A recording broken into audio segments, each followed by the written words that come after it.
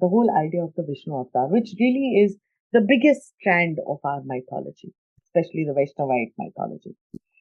And that's when you realize that when you see the first avatar, right, which is the first avatar, which is the Matsya, the fish, from the Matsya to the Kumra, the tortoise, from the Kumra to the Varaha, the land animal, from the Varaha to the Narasimha, half man, half mammal, from the Narasimha to the Parashurama, the cave man, from the Parashurama to the Rama, the physically fit, able, complete man, to the Krishna, who's the intellectual, to the Buddha, who's the spiritual. And then you have Kalki, which is the ultimate light of conscious clarity. Stop, pause, repeat.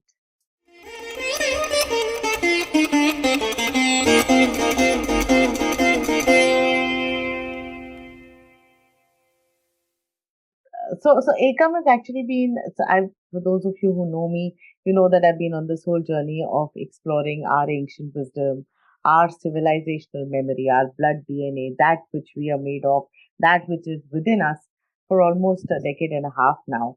And Aparna, I think you'll understand when I say that the struggle that I had for the longest time was just the articulation of it is something you live with, it's something you breathe, it's your rituals, it's your stories, it's your symbols. But when you want to work with it, when you want to organize it, then the challenge that happens is that you don't have an articulation for it. So it took me a while for that articulation. In that while, of course, I was still with corporate India, contributing with whatever I could. So I was actually the CEO for one of India's largest skilling and employability companies, impacting livelihoods and job creation opportunities. Till about 3 years ago, when I found my articulation, and that was that ACOM is the wisdom organization from India for the world. Why do we exist? We exist for your resonance. We exist to help you become the best version of your own self. Who are you? You could be an individual, team, organization, society, nation, civilization, whatever your unit be. We will help you with your resonance. What's resonance? And that's what we're going to talk about today as we talk about science, Sanatan, and how it applies to our own self, the Swayam. So that in very brief is who I am, what ACOM is, and what we do, and why we exist actually. We start with the correlation between science and spirituality. We start with science and Sanatan and then bring it down to us and see. So here's what we're going to cover, and I think that's a good place to start. We're going to start with science as we understand it, science as we are taught, science as we read. What does that mean? What are the frontiers? How is it organized? From there, we transition, and what are the challenges, therefore, of science as we understand it today? From there, we will move to the concept of Sanatan, why Sanatan at all, and if Sanatan is a place to find some answers for the questions that science is struggling with. And from there, we will move on to that last frontier of science, which we haven't been able to reach at all, which is the human mind, and see what the Sanatan has to say about it. Therefore, coming back a full circle to see if the Sanatan can help science understand the self better and therefore bring us all at a much higher level of of our own personal resonance and finding our purposes. So that's how we'll go about it. Let's start with science actually. So science, and I will go back to because the purpose of Ekam resonance, as you can see, is resonance. So we'll start with the meaning of resonance. Resonance is what we studied in our class 10th physics.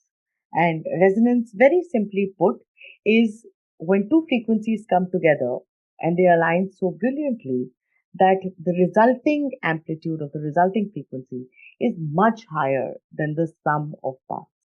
So resonance simply is when the whole is greater than sum of parts, which means that in our applied to our personal selves, resonance is that space which allows you to be your absolute best, shining, brilliantest self. I mean, if you've ever seen Roger Federer play tennis, or if you've ever seen Michael Phelps swim, or if you've ever seen A.R. Rahman perform, they're just, it's so much beyond just their physical existences. It's like they're one with the universe, right? So that's what resonance is.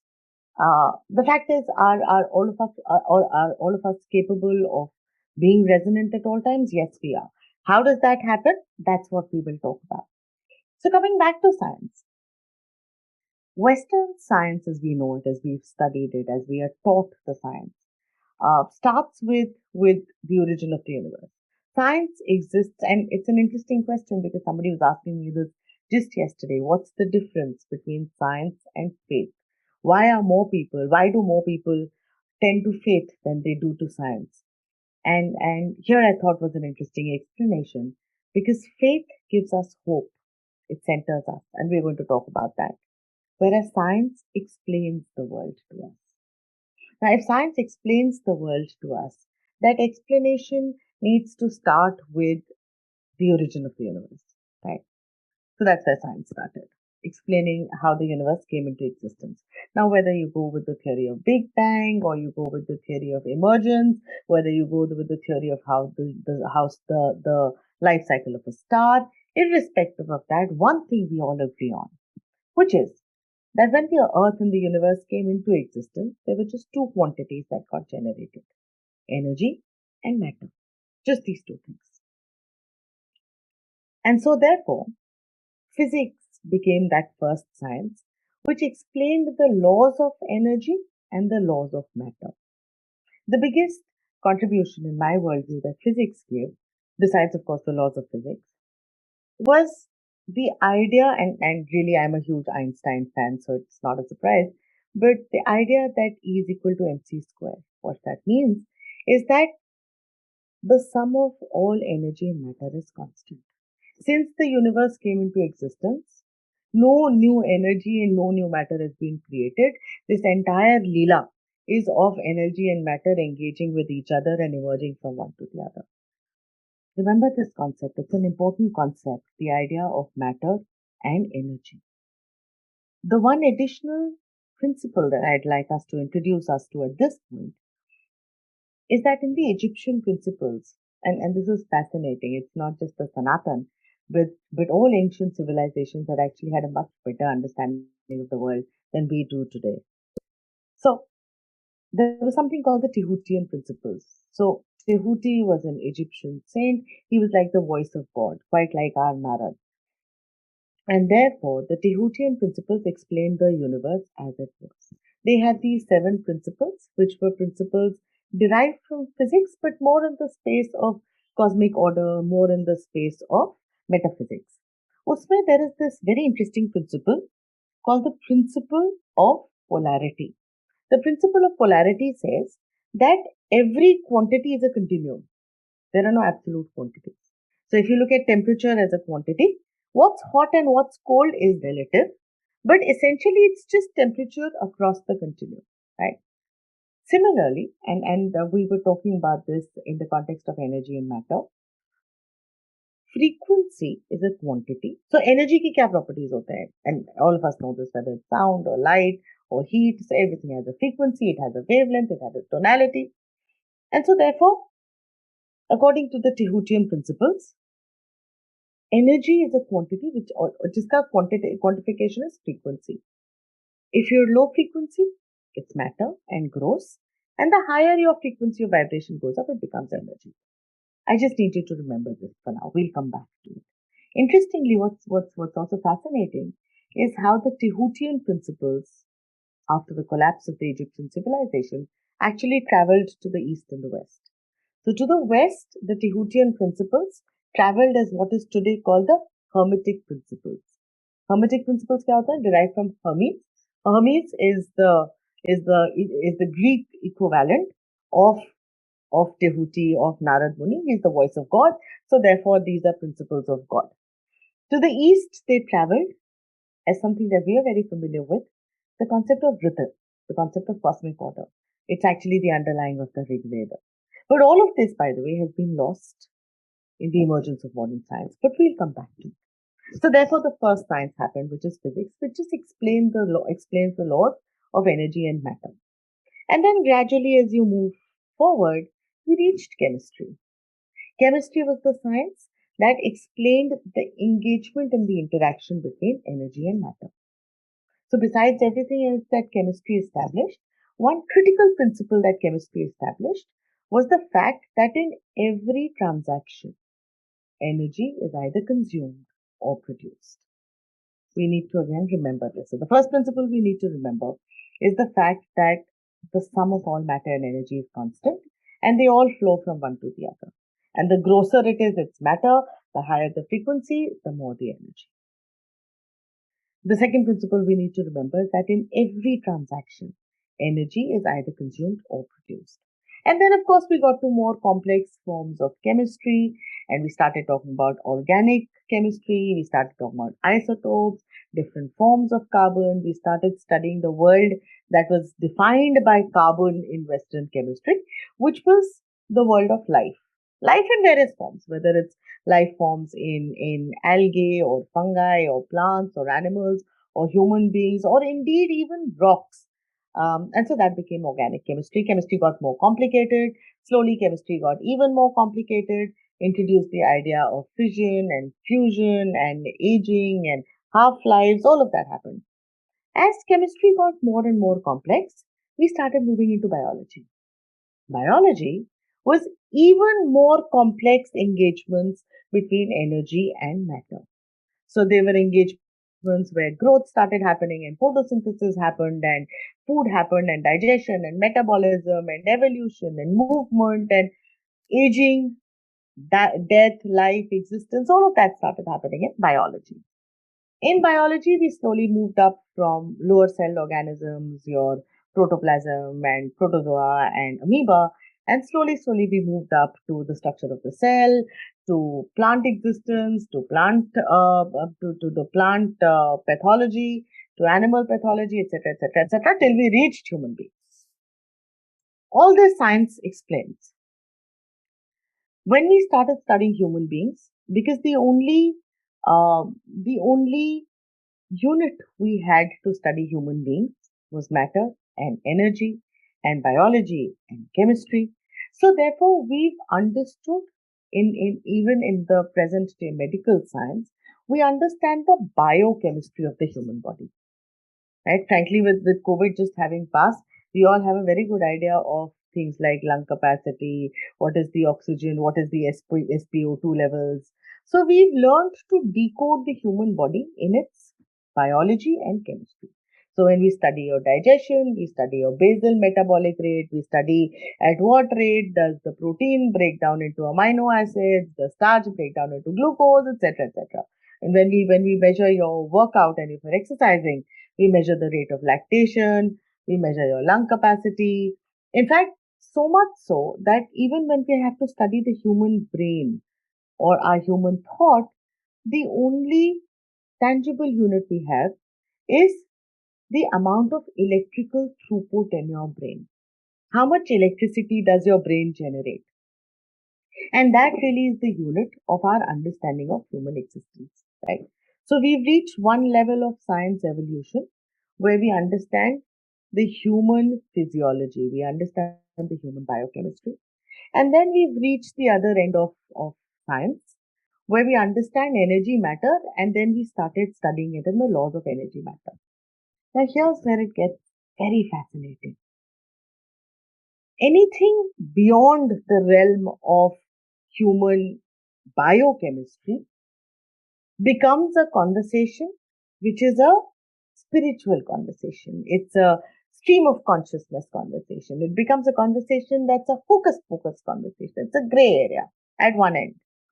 And fascinatingly, at the other end, when you went back into physics, the deeper you went into matter and got into nanophysics, got into quantum physics, got into particle physics, the deeper you went in there, the less you found matter and the more you found energy. So much so that the last frontier of matter study in physics is actually called the God particle, the Higgs boson particle. So whether you went deeper into physics and science or you went higher into human biology and evolution and the human mind, everything that you understood became science. Everything that you didn't understand became stream of consciousness, became spiritual, became religious conversation. So the first aspect of our lives that I'd like you to remember is that science as we know it is only that which finds a vocabulary of explanation. Anything as it keeps getting uncovered, जैसे जैसे जो जो पता चलता चला जाता है, समझ में आने लगता है, वो साइंस हो जाता है।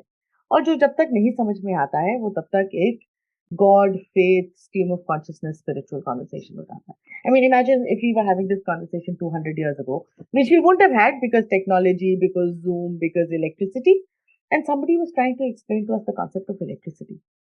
And you would have been branded a heretic for sure to say that no, this doesn't exist in our existing science. We run our locomotives on steam. We understand steam, electricity, too long a stretch, right?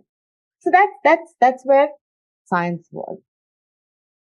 And I've personally been basically I'm a very curious person. My parents are here on the call, and they will tell you how I've spent most of my teenage years opening and disassembling ghar ka radios and TV sets. Not a cool thing to do, but curiosity does that. So that's where the whole curiosity began to say that what happens to the world we don't understand. And honestly, think about it, right? In a whole range of electromagnetic spectrum, in a whole range of world experiences, we have itna sa limited range of our sensorial experience. There is only so much of the wave of the entire universe of existence that we can see, feel, hear, touch, smell, or taste. And we don't even hear frequencies that dogs can hear. We don't even hear, we can't see things that a hummingbird can see. And that's just something that we know that we don't know. So imagine the whole range of experiences and existences that we don't know.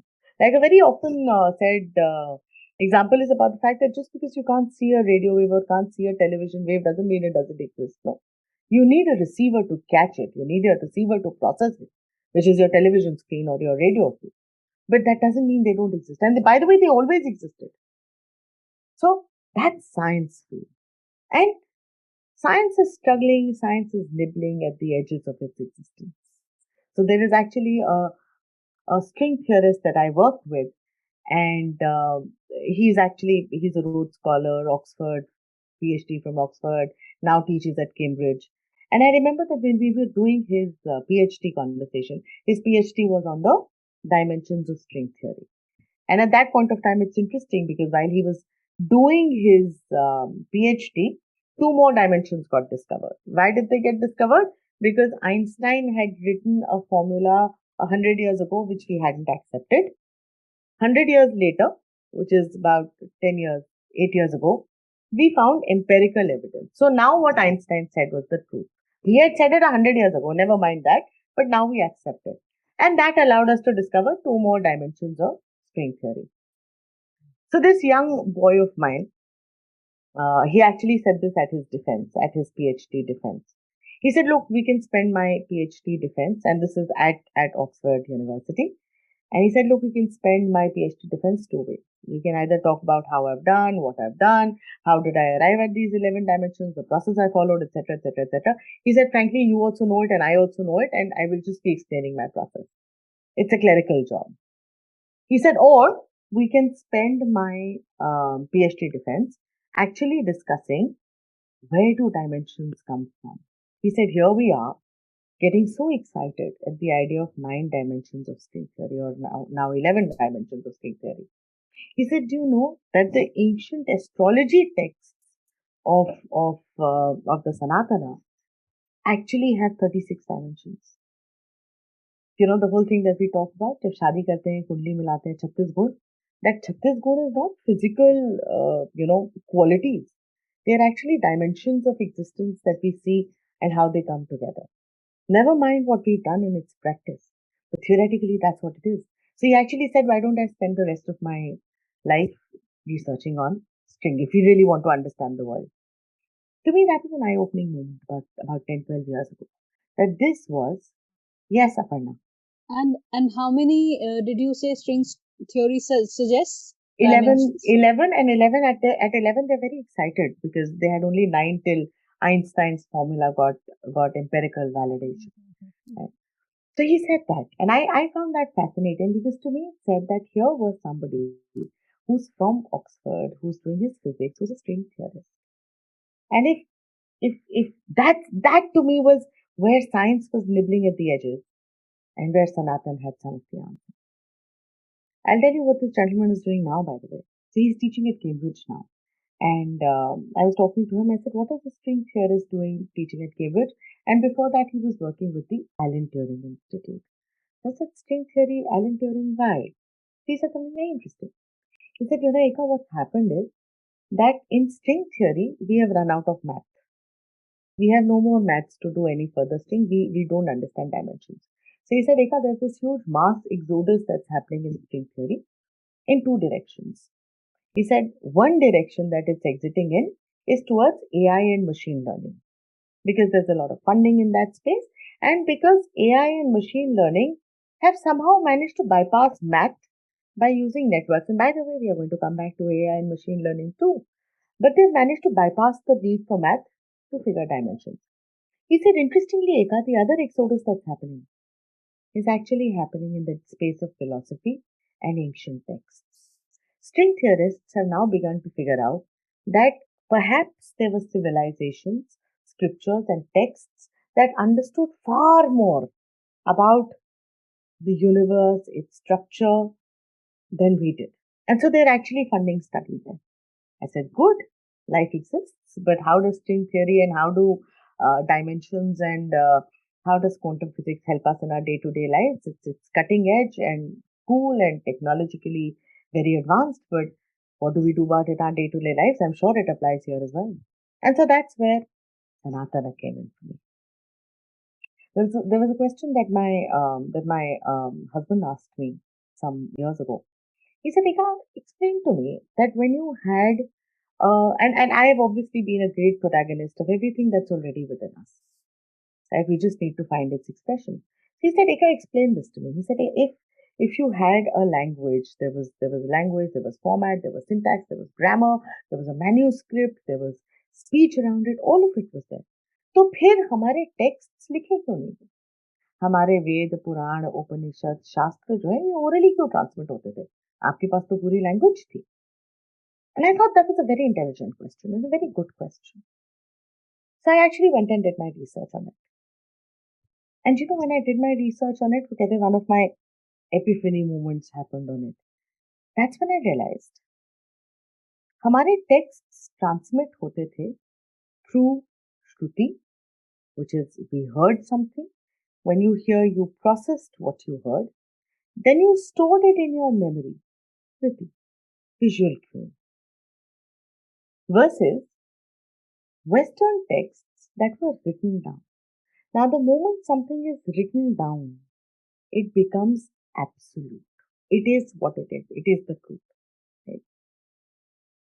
But look at the breakup of Sanatana Dharma. Sanatan is unto forever, perpetuity.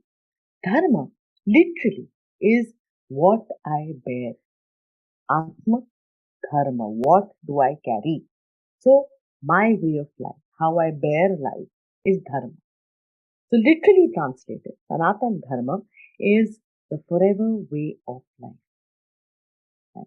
To me, the question then was कि अगर हमने लिखा नहीं है तो ये absolute कैसे हुआ? And the answer was so unbelievably scientific and brilliant. Because the moment you see something, it's absolute. There is no interpretation. There is no context. There's nothing that you build around it. It is what it is. Versus when you hear something, you process it in your context because that's the only way that you can process something. Then when you remember it in your context.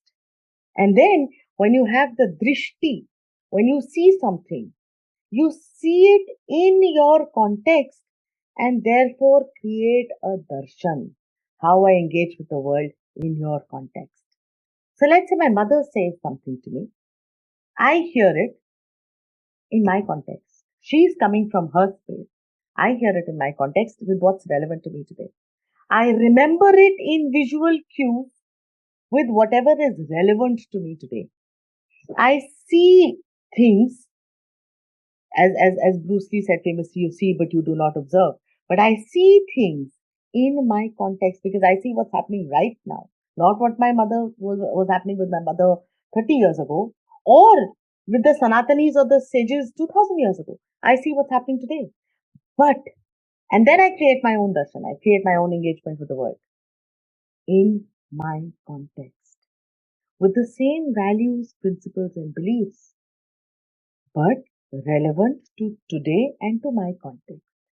And to me, that was that aha moment which said that the Sanatana Dharma was designed to be or evolved to be the forever way of life, not because it was absolute, but because it was forever contextual. And okay, then it just blew my mind to see how advanced the scientific thinking that was. Because that is something that biologists are discovering today. The fact that the brain works in a manner of visual cueing and processing if you want relevance. How auditory memory works, how visual memory works, how textual memory works. That they are figuring out only today. We had it figured at the origin of the word Sanatana itself. This and some other things they have studied through the Sanatana. I remember this conversation about the Dashavatara. Obviously, yesterday I saw Kantara last night, and Kantara is about the Varaha avatar. Right? We have a whole mythology, popular culture. We have a whole universe, and now we are also evolving the Marvel universe with Brahmastra. But we have a whole universe which talks about our gods. We talk about the stories, the symbols, the rituals. And by the way, when you study ancient worlds, you realize that every belief system, every value manifests in stories, in symbols, in rituals. If you really want to understand a person, a people's, a civilization, or a society, you need to go beyond their rituals, see why they come in, go beyond their stories to say what are they really trying to say, to talk about their symbols to say why have they become such symbols, right? And we were talking about the whole idea of the Vishnu avatar, which really is the biggest strand of our mythology, especially the Vaishnavite mythology. And that's when you realize that when you see the first avatar, right, which is the first avatar, which is the Matsya, the fish, from the Matsya to the Kumra, the tortoise, from the Kumra to the Varaha, the land animal, from the Varaha to the Narasimha, half man, half mammal, from the Narasimha to the Parashurama, the cave man, from the Parashurama to the Rama, the physically fit, able, complete man, to the Krishna, who's the intellectual, to the Buddha, who's the spiritual, and then you have Kalki, which is the ultimate light of conscious clarity. Stop, pause, repeat. And to me, if this doesn't explain Darwin's theory of evolution, I don't know what does. And therefore, Darwin happened 200 years ago. And when Darwin happened, we were all like, oh my God, he's explained how we existed. When Darwin happened, we were all like, as we say in Bangla, Akash theke pode gele. Till you realize that you had these stories all along. We had just gotten so lost in the stories, the symbols, the rituals, that we had actually forgotten the science behind it. And to me, whether it's Darwin, so we've started appreciating the Dashavatara as Darwin or as the theory of evolution only after Darwin articulated the theory of evolution. Or we've started appreciating the whole idea of Sanatana only after we've understood the whole idea of neuroscience, right? We've started, a lot of our appreciation has happened post facto once we've been conditioned and explained by the sciences we grew up with. My submission that the Sanatana, and I personally think it really is upon all of us here, the scholars, the scientists, the healers, the students of Sanatana, and all of us Sanatanis to actually put it out there. So put out those hypotheses, put out those researches, and somewhere I think science, which is nibbling at the edges, right, and running around like headless chicken, throwing big money on all kinds of research, we'll actually find more answers. I think the texts we have don't struggle with content or clarity, but with vocabulary or translation, right? So the story of a Dashavatar as the story of evolution is it's actually a very simple linear story, right there for us. It's not about, it just needed the right vocabulary and the right translation. Linked to that, and now I come to the two things that we've spoken of, which is the science and the Sanatana. The biggest challenge that science is struggling with today, and and you've all heard of startups, you've heard of big funding, you've heard of big tech. Frankly, this is something that all of Silicon Valley is putting money behind, and COVID has just exacerbated the issue. But the next frontier of science is actually human tech. The next frontier of science is understanding the human and making the quality of life better. What do we understand in this space in science so far? We understand food, maybe. Like, I find it very strange that the Western classification of food is still about proteins and amino acids and about glucose and about water and roughage and fiber and vitamins. Whereas if you look at the Ayurvedic classification of food, oh, it is so complete. It has the guna, it has the pravritti, it has the potency, it has the taste, it has the aftertaste, and then it has an engagement with what that food does for your body. Like, I find it so unbelievably primitive that herbs and spices have no classification or space in the Western food classification at all. There is so much more to learn if we can just pick up Ayurveda, right? So they understand food, but they don't understand the effect of food. If we have to improve the quality of human life, you have to go there. The other thing that Western science is not understood at all. So while physics, biology, chemistry, biochemistry, biophysics have all evolved and are evolving, the one space where I think we continue to draw quite a large blank is the space of the mind. So we understand the brain, but we don't understand the mind. We understand that every thought, every impulse generates electricity. It's an energy transaction that gets initiated. But we don't understand why that happens. We don't understand the whole idea of desire, the whole idea of ichha. To me, that's one space, the space of the self.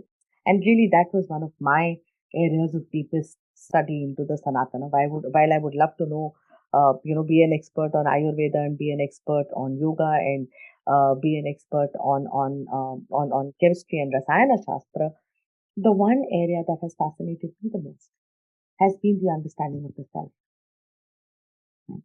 So the fact that origin of desire.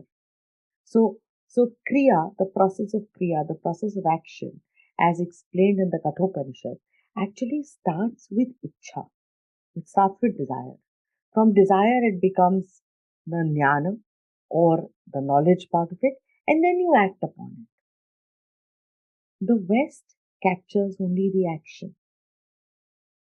But the underlying for that is so, and whereas the East says that if you can figure out just where your Ichha is coming from, you will have sorted out your Kriya. This gorgeous way in which, in fact, which I think science in the West is just beginning to explain the structure of the self. I promised you we would come back to AI. Think about this. This is to me, again, one of those really fascinating ones. So, the best way that the West has understood the human brain or the mind is the conscious, the subconscious, and the unconscious. Right?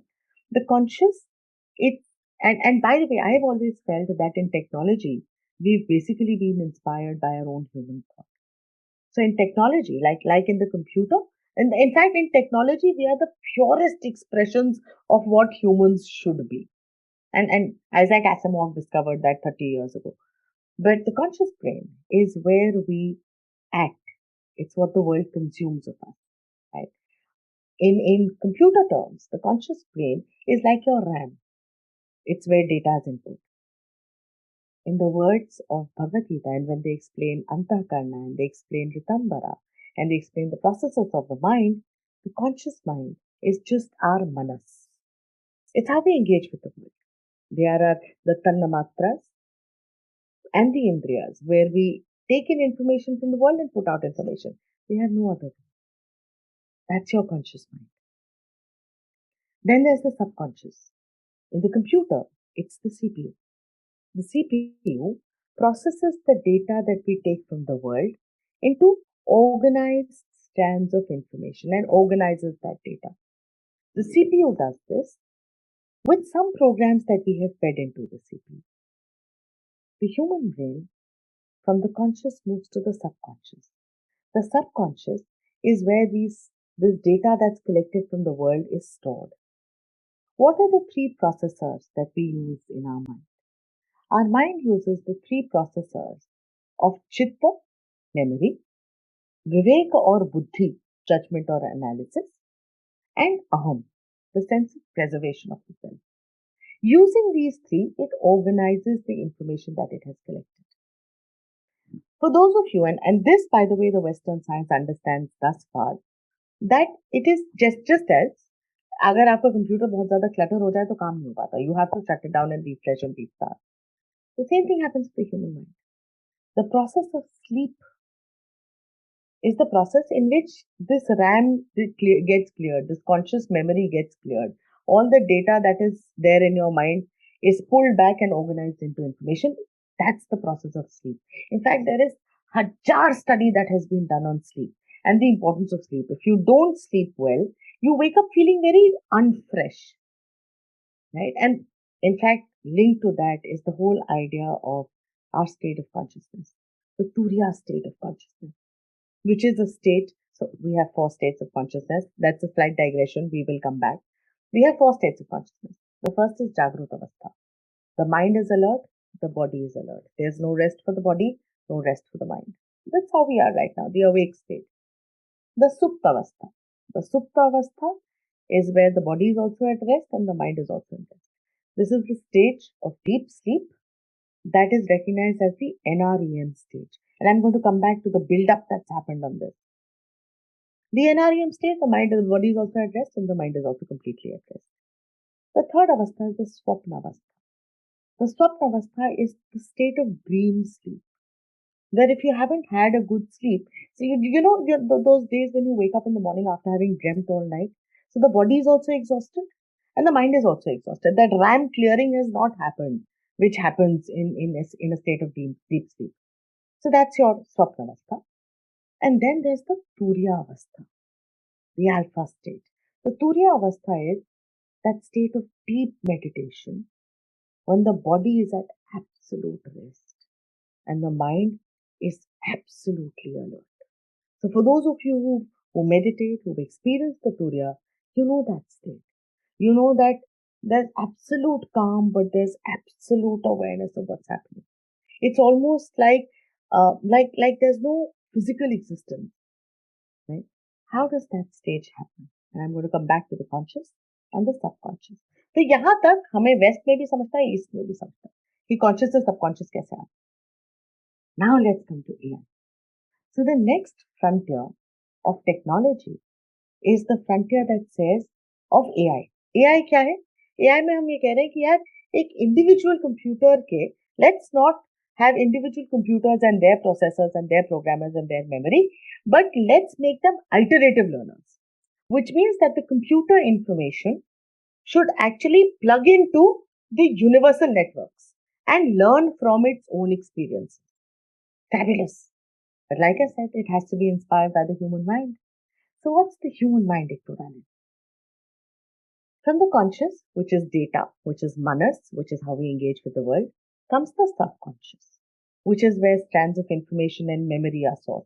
So the fact that cup garam hai, the moment you see a garam cup or a cup filled with hot water, your mind kicks in, your subconscious kicks in, your chitta throws back the fact that when you were 5 years old, you had gotten burnt with hot water.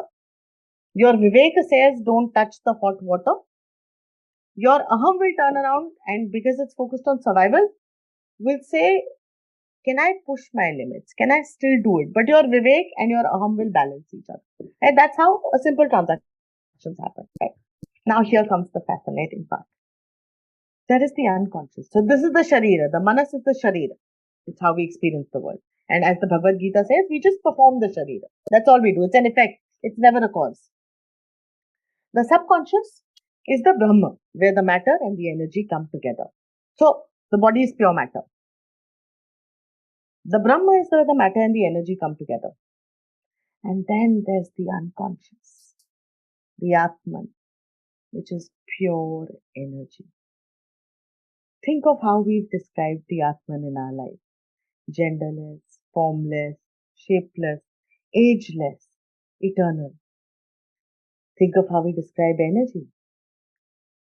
It is formless, it is shapeless, it is ageless. It is. It just finds its expression. Fire is always there. The match just brings it to the fore. And so your Atman, your unconscious, that's where your blood memory, your civilizational DNA is stored. And this Atman or this unconscious is accessed in the space of meditation, the process of Ritambara, which is truth bearing, which is when this happens, then not only does your conscious RAM get cleared, but your subconscious gets cleared. So data gets cleared, information gets cleared, and this plugs you into the universal consciousness. This is where intuition and insight happen. Now, this model has been explained in the Bhagavad Gita, in the Upanishads, in the Puranas. This explanation we have intuitively and instinctively applied because this was our highest human ideal in the space of technology. We created technology. But this still doesn't find explanation in the science. And not just this, but the understanding of how fears and insecurities develop. The understanding of, and the more I study the Sanatana, every process that you touch, every shloka that you touch, every incident that you touch, every richa, every kriti that you touch has so many layers that apply whether to the sharira, whether to the manasa, whether to the buddhi or the vivek, to the body, the mind, the soul, the intellect. It gives us so much understanding of what's happening within the human mind. And therefore, I come back to saying that I wish that all of us here, all of us who are Sanatanis, who study the text, who are readers, writers, authors, speakers, we have it within us. This is our ownership. This is our blood memory. This is our civilizational DNA. हमारे अंदर भीतर है. All we need to do is to access it, put it out to the surface, and think of the great service we would be doing to mankind, the universe, the civilization as a whole, what we call the Paradharma, our relationship with the universe, to our Aparadharma, which is everything that I owe by virtue of my Jati, Kal, Bhakti, Vishesha, Vastu, etc., which is to my immediate environment, and then to the Swadharma, what I owe to myself. If we can just bring this all together. And really, that's where I'd like to end. I'd like to open us for questions, thoughts.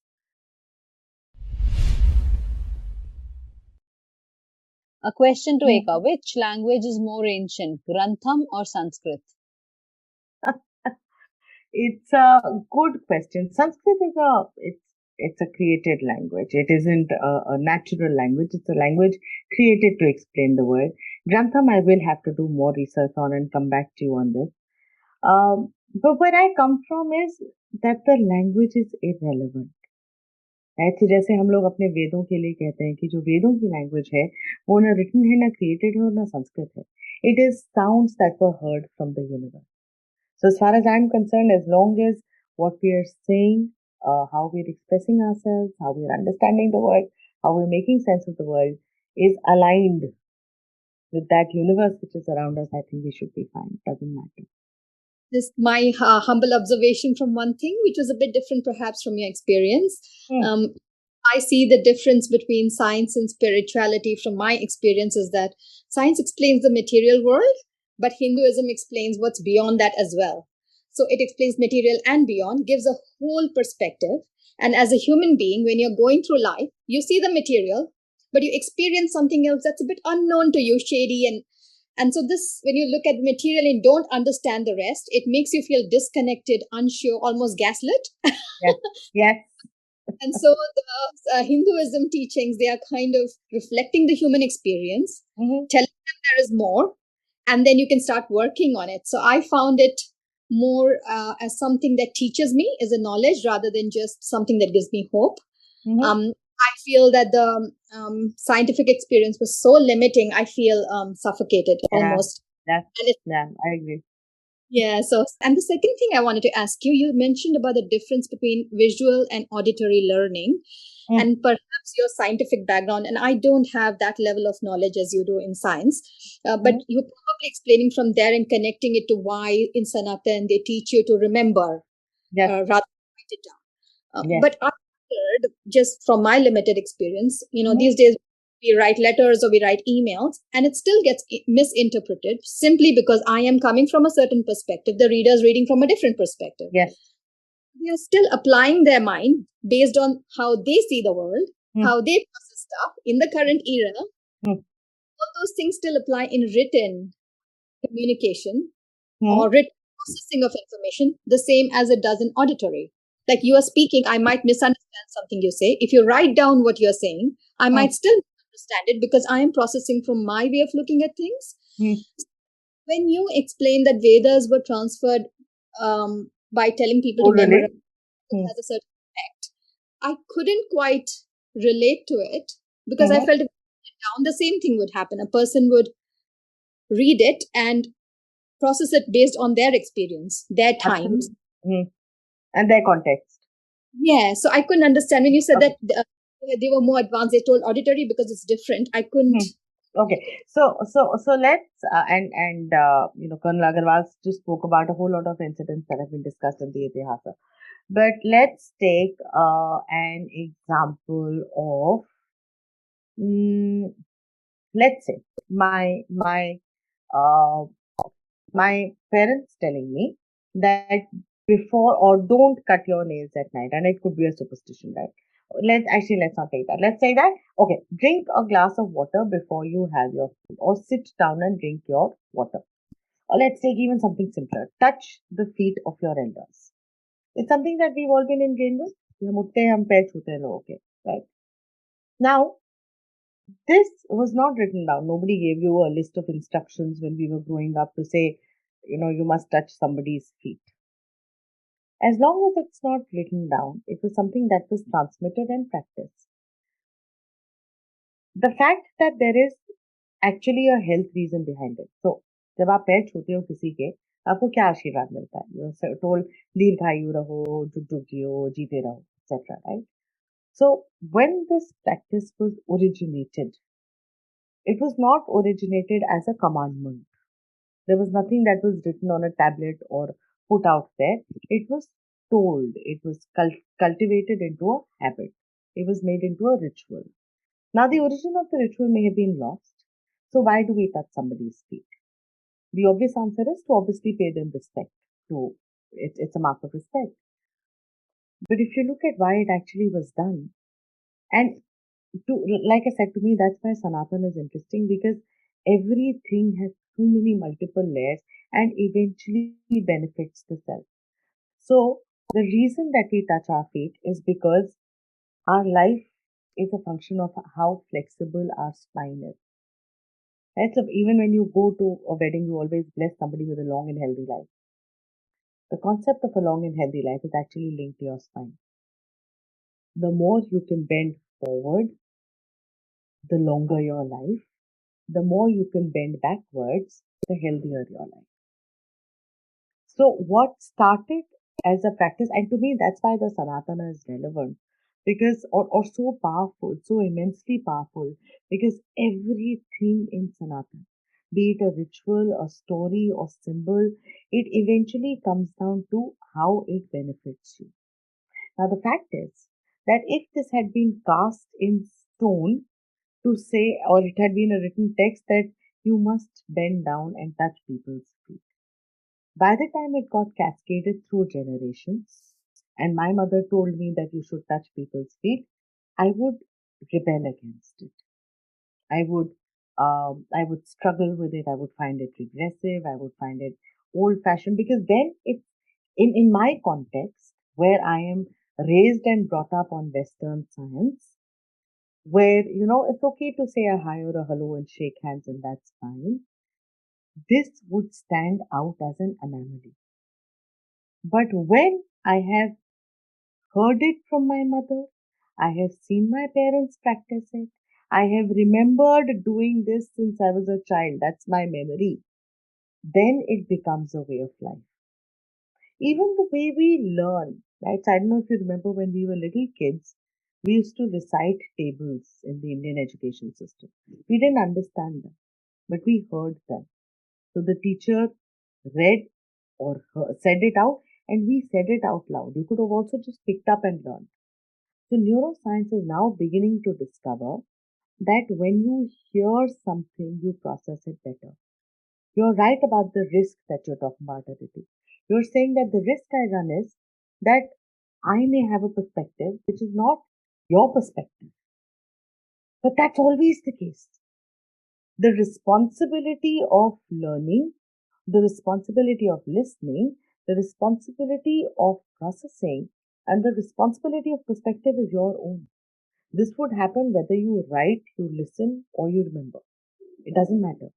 But this, when you don't read something, when it's not visually coming into you, but comes to you auditorily and comes to you with the memory cue on it, with the visual memory cue on it, you are forced to process and take responsibility. The easiest equivalent I can give to you is having processed food, which is much easier to digest, but is far more is worse for the body, versus the idea of the process of preparing food.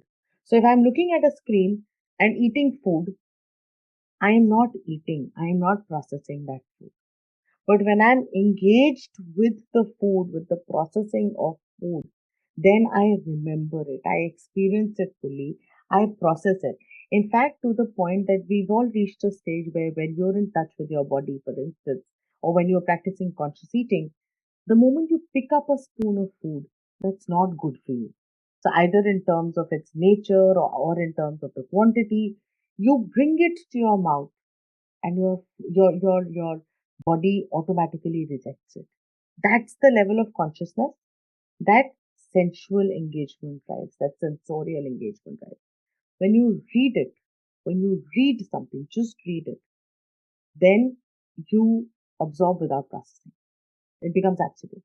So that's just the difference. It's a difference that neuroscience is beginning to establish now. And I think that's where we come from on saying that maybe there's far more value than we see today, and not just in the context of science, but in the context of life, in the context of philosophy. In fact, I find it so fascinating that even our philosophies are organized according to the Shadadarshan. Our philosophies are organized to say, take your pick. If you're somebody who believes in energy and matter and science and Sankhya like I do, there's Sankhya for you. If you're somebody who believes in the principles of natural justice, take Nyaya. If you're somebody who believes that the world is material made of atoms and chemistry, take Mimamsa. If you're somebody who believes that that the world is only about the here and the now, take Charavaka. If you're somebody who believes in the higher power, take the Shakta. And really, it drives the responsibility of your perspectives about you. There's nothing that's prescriptive. There's nothing that comes as either a commandment or a prescription or a mandatory teaching. Everything depends on you. And that's the whole beauty of it. To say, Tata Tvama Asi, that which you are, and I bow down to the divinity within you. But Aham Brahmasmi. I am the infinite divine within my own self. And that responsibility is mine. It drives the responsibility. Prescription makes life easier. There's this wonderful concept of prayas and shreyas, which is about what is pleasant versus what is good. So, if that helps, so it's probably a long term versus a short term kind of thing. My query, ma'am, was about, you spoke about a lot of things, and, the society, rather the Western societies themselves and those influenced by the West in India, are dealing with a lot of health-related maladies, be that psychological or physical, because of adopting a particular lifestyle or a family structure. So for example, in Sanatan, when you have mantra jap, the invocation is done in a certain way, and the guru would give you a particular diksha, but those mantras, they have shown scientifically been proven to emanate a particular frequency within the body and around you, depending on the way the intonation is done and the number of times it's chanted. And we have also seen, we also seen like radio frequency being used to, uh, basically kill tumor tissue through heat-induced necrosis when you specifically raise the temperature with a particular frequency pulsation. So, the point I'm trying to make is that we already have this out there. The issue is it hasn't been codified to correlate with this particular disease state, because the Western medicine would recognize a disease as an organ-specific thing rather than a system-specific thing, though there's always that tussle between the two. So the point being that a lot of our Sanatani things, and which you touched upon a lot, we are losing that with time, and we are dealing on one-trick pony modalities in Western medicine. Not to say that it's bad, but and we are sort of getting away from the systemic, I would say, problem solving that we could have done. And I was just listening to a talk by a former ambassador to one of the Western nations, where he was saying that the West is plagued with a huge epidemic of depression and everything because the family system does not exist out there, which is slowly eroding in India. But my point is that from a holistic perspective, a lot of things that are in Sanatan or whatever I would say philosophical school that you spoke about have remedies to all of these maladies. But what can we do? Because the thing is that we know it exists, but we don't know how to implement it for our own benefit. So I just want to get your thoughts on that. That's such a wonderful question, Ketan, and this is an absolute plug and play question. So, thank you for asking that question. And one of our quests at Ekam is actually just this, to set up an alternative narrative on the world stage. आपने healing की बात कही, and you're absolutely right. In fact, when you look at any alternative healing system, like we said, matter, which is the sharira, is just the effect. It comes at the last stage of the value chain. Every disease, whether it is viral itch, rash, fever, flu, allergy, बच्चर किसको ज़्यादा काटते हैं, everything begins at the level of the emotional disturbance, at the level of the energy. When we don't address it there, that's when it attaches itself to matter and starts impacting the matter. That's when it powers the matter. That's when you end up having all your chronic diseases, right? So whether it's diabetes or it's spondylitis or it's PCOD or it's lung issues. And by the way, Mohit, जो आप systemic issues की बात कर रहे हैं, every single disease has a very specific origin. You have 33 vertebrae. Each vertebra has its own origin of disease. So lung issues are linked to repressed grief. Knee issues are related to your inability to move forward. Spondylitis, your back issues are related to the burden, how burdened you're feeling. Asthma is linked to your inability to, when you're feeling choked and suffocated from within you. Your eyes, हमारी eyes में power आती है because eye issues happen when you don't like what you're seeing. The right side, which is your Ida and Pingala, right? So the right side is for the external world and the left is for the feminine internal world. Why does the power change at different paces in different eyes? Because the right side is about what you don't like when you see outside. The left is when you don't like what you're seeing inside. Every disease. And then if we could understand that, because you're right, allopathy actually comes in only post factor. It's like the police. जब incident हो गया तब आते हैं और तब भी symptom cure करते हैं, सिस्टमिक इशू नहीं रिजॉल्व करते हैं. Until we learn to identify that, we will not heal. I could eat however many medicines, but I will not heal. In fact, when you don't address these at the chronic level, that's when autoimmunes happen. When the body comes to war with itself. Your lupus, your cancer, your multiple sclerosis. And the origin of all of this, and तब हम भागते हैं, दौड़ते हैं, दवाइयाँ लेते हैं, surgery कराते हैं, सब कराते हैं. But the origin of all of this, you're absolutely right, is actually at the energy or the emotion level. And if we can spread that out, जैसे आप मंत्र की बात कर रहे थे, the fact is every process, everything that we do has three aspects. There's a yantra, tantra, and a mantra. So there's a tool, there's a technology or a process, which is the tantra, and there's the mantra, which is the sound oration, the frequency that activates it. The validity of sound is the frequency at which it activates. So you're absolutely right. And I think what's happened with COVID, and वो कहते हैं ना कुछ होता है where they are nibbling at the edges, कुछ होता है जो कि बहुत far fetched है. So in what's nibbling at the edges, so my healer told us at the beginning of COVID, and it was fascinating. She said, I said, how, parents are old, they're living in a different city. I said, how do we make sure that इनको ना हो COVID, right? Especially because comorbidities भी हैं, lung issues भी हैं, diabetes भी है, etc. She said something fascinating. She said, उनका CRP देखा लो.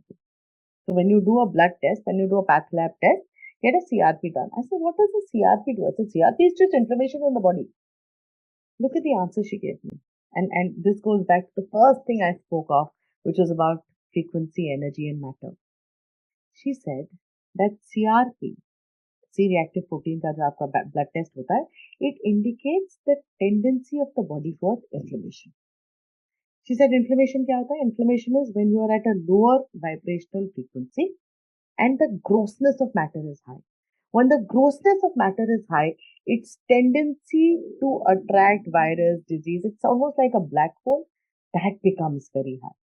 She said, but the moment your frequency is higher, you're vibrating at a higher frequency, there is no attachment that happens into your body. That's when you're high prana. See, with that's what I'm saying, we struggle with vocabulary and translation. अगर यही conversation मैं अपने healer के साथ कर रही होती, तो she would have said, you need to up your prana level. Now try translating up your prana level into an allopathic conversation. But she said, therefore, the CRP means that there is lower frequency, greater gross matter, therefore the tendency for inflammation and attracting more disease in your body. Now, that is where you're nibbling. CRP सबको समझता है. The relationship between CRP and the tendency to get a disease is it's like one step forward. But extending that to saying that everything begins at your emotion. तुम्हें diabetes heal करना है, तुम्हें cancer heal करना है, अपने insecurities हटाओ, अपने आप को और हल्का करो. जब आप मेडिटेट करते हो, तुर्यावस्था we spoke of. It's physically been shown in tests that you actually deoxidize your body. You actually shed your energy and karmic transactions. You actually ground yourself into the earth like we do with a 3-pin plug. The challenge is, Mohit, that हम सोचते हैं, and Colonel Agarwal also spoke about this whole idea of moon and tides.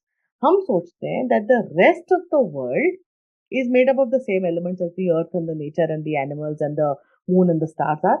But हम बड़े special beings हैं. हम पर वो rules apply नहीं करते. And the moment we can switch that, it would become so much easier. And Mohit, you're absolutely right, because that is our purpose. That's why Ekam exists. That's my urge and request to every Sanatani on the planet, to every alternate healer on the planet. That's why Sangam Talks exists, to say, let's just put this message out there. Let's create journeys, let's create practices, and Mohit, the world will find it out. I'll tell you how they'll find it out, right? In the 60s, the world was going through a serious moral crisis, right? LSD, flower power, baby boomers, the whole thing of, the world was this fluzy place, and they were at the brink of moral bankruptcy, spiritual bankruptcy, which is when they went back and discovered Dhyana and ashram, and the Beatles came in here, and everything happened. Mercy happened, everything. Similarly, in the 80s, the world was at the brink of a physiological crisis. Processed food, junk diets, bad foods, aerobics and Jane Fonda weren't helping, etc. So that's when the world went back and discovered yoga. Tried, tested way of life. The crisis that's happened now, and which is why I think the time for it is now. We are at the right time, at the right place, with the right answers, solutions, thinking the world's looking for them. It's a question of whether we can put it out in a vocabulary. And we will. I mean, I'd love for you to be a part of our calls and help us spread word. Yes, ma'am. Just a quick point. I, having worked on medicines related to HSCRP lowering for the past 15 years, I totally get what you're talking about. Not very successful at that, let me put it. But so actually, ma'am, just a follow-up point and a follow-up question very quickly. So as you had very accurately depicted, the function of the times and us looking at modalities to circumvent that. Right now, what we are seeing is, isolation. and gender dysmorphia as the two biggest crises that's happening in the Western world, where I am currently, and you can probably guess where I am. But that's eroding, I think, not only the moral fabric but the way science is perceived. Because where you have struggling for the rights of a woman, but you can't define what a woman is.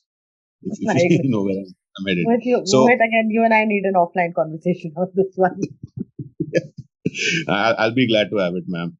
So the thing is, I think it all boils down to the education system, because what happens is, if you look at progressively, where we had C.V. Raman and Homi Bhabha, that were path breakers, right? And we do have successful professionals, but they are those who work within the system and optimize it. But we don't have innovators and inventors who literally break the barrier, so as to speak. Like we had in fact, there was an Indian scientist before Edison who invented what he did, but he didn't get credit for it. There's so many examples. We don't have that anymore. That is partially, in my opinion, because of the erosion of the education system in India. And as you mentioned, learning by rote, like tables and everything. That's all gone because you're following these IB and these Western curriculars that do allow you to, basically do thinking, but it limits my short point was, what about the education system? Do you see there's a need for reform and connect with Sanatani roots or what? It's actually a very interesting thing you say, because again, we are all products of a very Western education system. We've all been educated in very fancy public schools, B schools, our corporate structures, everything is it's very Macaulian, isolationist, reductionist structure. I agree with you. But two things that I would want to quickly say. One is, जब हमने MBA किया था ना आज से 25 साल पहले, there used to be these very fancy, esoteric Japanese quality control tools called Kaizen and Six Sigma, right? And at that point of time, 25 साल पहले, they were very exotic. Today, if you're setting up a manufacturing facility and you are not Kaizen compliant or Six Sigma compliant, you might as well not be in the business. Right? It's become mainstream. I think what we need to do right now is that the Indian thought, the Indic system, the Indic knowledge system, especially in the world that you stay in and you consume, they are exotic alternatives.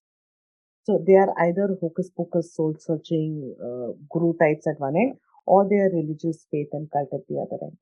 I think the endeavor for us, and really that responsibility is on us, it can't be on anybody else, is to make Indic knowledge systems, the way of life, the Ayurveda way of life, the yoga way of life, the emotional control, the dhyana, the meditation, all of it as an acceptable, mainstream, center of line way of life and not an exotic alternative.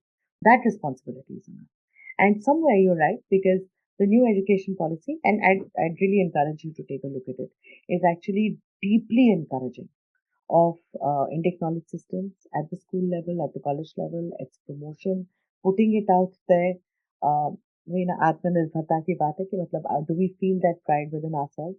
I mean, so for instance, I find it strange that my biology, I was taught the Western classification of food, which is so limiting and isolationist and reductionist, but we were never taught Ayurveda. There's no reason why we were, right? So I'm with you on this, and really that's my urge to all of us. Let's put this out there as a way of life. This is not a question, it's a small comment. I think I'm just tying up what Arunji said and what all the other participants observed. And the last point that Didi just made, I've also been struggling with this for quite some years now in the teaching, because I teach in a department called English. So you can imagine my struggles. I think my observation says that we need to discover the poetics of our philosophies. I think the problem is with our poetics. We've somewhere lost the poetics. So what Didi said about darshan, for example, is a very good example of what we need to do. We need to have more conversations like these. We need to have more, we need to do what Didi is doing, and all of us need to do that, which I think all of us are trying to do that also, is that we need to rediscover the poetics. Now, what is getting lost is the poetics at the cost of a nativist idealization. The moment I say that, I will give you one small example very quickly, is that when I was writing about Kashmir Shaiv Tantra philosophy in Kalidas's Abhigyana Shakuntalam, many of us know that, at least we all know the fact that there was a ring that Dushyant had given to Shakuntala, and then there was a curse by Durvas, and later on he doesn't remember Shakuntala. This little story we all know, and then the ring is found. Now we teach this. Unfortunately, we teach this play in English departments, and we completely decimate it. We have no sense of the poetics, and almost everybody teaches it from a feminist perspective, from a Western liberal, materialist feminist perspective, that Dushyant is a bastard and he's very mean to Shakuntala, and so on and so forth. Now, when I have tried to speak using terms from Indian philosophy, it does not work. But the moment I say that ring is a mnemonic code, it works immediately. I say it's a mnemonic code for him to get back to eternal memory, to transcend his mortal memory and get back to eternal memory. It works. So what I'm trying to say is that maybe we need to revisit our own codes of learning, because at the end of the day, we need to get across to people. I agree. We should be talking about it. Not like 20 of us who are sitting here, we all agree with each other. Arunji also said that, Didi also, I think each one of us was giving this example. Mohitji also before this. So the moment we get back to the poetics and understand that symbols are symbols, they are not literal. The same thing happened with the Bible, for example, and that is why in the 18th century, William Blake said, "Go and burn your Bible," and people called him mad. All he meant was that he even said that you can't understand your Bible because you've all lost the poetics. You don't understand the symbols. You've become literal. So you think Jesus was actually walking on water. You don't understand. So this was just a small thought, and maybe Didi can shed some light on this. Thank you so much, Namrata. Thanks a big bunch. As we always say with the Bhagavad Gita, when somebody always says that, I've been through the Bhagavad Gita, and then the response of the teacher always is that, that's fine, but has the Bhagavad Gita been through you? You're right. I think you're right. This is like preaching to the choir. We're all converted. We're all convinced. We're all curious. I think it's a question of how we can clarify it for the world and put it out there in a much larger platform. So the moment you started with resonance and energy, like you said, everything you interpret according to your experience. My terminology or semantics is just a matter of semantics. Is the subtler you get, whether it converges at the same time. And is this resonance the same as what some people call being in the flow or being in the zone or tuning in? So being in the zone, tuning in, being in the flow is probably just one expression of resonance. The greater expression of resonance, and a word that we use very often in again, the terminology varies, but the whole concept of sthita prajna, when you're established in your own self. Again, in physics, I always have this term, and the Bhagavad Gita always comes to the rescue. The whole idea of kshetra, right? To me, kshetra links back to the idea of center of gravity in physics. कि अगर तुम्हारा centre of gravity, तुम्हारा locus of control, तुम्हारा क्षेत्र अपने अंदर से defined नहीं है, तो तुम अनबैलेंस्ड ही रहोगे. तुम एंग्री रहोगे, तुम फियरफुल रहोगे, तुम स्कैर्ड रहोगे, तुम अपसेट रहोगे, तुम इरिटेटेड रहोगे, तुम सैड रहोगे, जब तक कि तुम अपने आप में एस्टैब्लिश्ड नहीं होगे. So to me this resonance is, it's just a life of pure grace. It's as close as you come to Buddhahood, where because तुम्हारा, जैसे हम लोग हीलिंग में कहते हैं ना, कि तुम तब तक हील नहीं कर सकते जब तक अंदर से खाली नहीं. If you're not healed from within you, or if there is any energy or insecurity within you, you can't be a vassal for the global energy, and you can't heal somebody else. The same thing is true about where our center of control is. So really, if we are established in your own self, if you're staying in absolute awareness, that resonance, Aparna, expresses itself in how you see the world, how you hear the world. You hear things others don't. You can see people beyond what they look. You can taste food. Like I can smell emotions, and every emotion has a very different smell. So smell is my primary primary sense. So by the way, you do know this, right? I'm just so dying to tell you this. So जो हमारे पंच तत्व हैं, they are linked to our to the pancha mahabhutas, and that's linked to our panchendriyas. So the first element that when space started forming, when Earth started forming, when the universe formed, the first was Akash, ether. Ether is linked to sound and your hearing. The second element that emerged from there was Vayu. Right? Vayu is wind. Movement happened.